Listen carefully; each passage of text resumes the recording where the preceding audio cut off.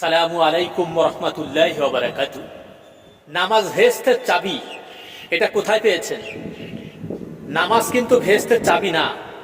নামাজও পড়তে ভালো কাজ কিন্তু আপনার পাশাপাশি করতে হবে।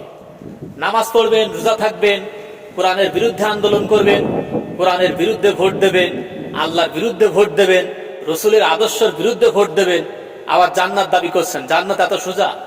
জান্নাতকে মামুর বাড়ি পাইছেন? এ চাইলেই পাওয়া যায়? আল্লাহর আশেক হতে হবে, আল্লাহর গুলাম হতে হবে, জীবন মৃত্যু আল্লাহর জন্য দিতে হবে, না হলে আপনি কখনো জান্নাত পাবেন না। শুধু সিজদা করবেন, আল্লাহর বিরুদ্ধে মসজিদ থেকে বাইর হয়ে আল্লাহর বিরুদ্ধে আন্দোলন সংগ্রাম করবেন, ভোট দিবেন, রাজনীতি করবেন, কোরআনের পক্ষে রাজনীতি করবেন না, মানুষের পক্ষে রাজনীতি করবেন না, আবার জান্নাত দাবি করছেন।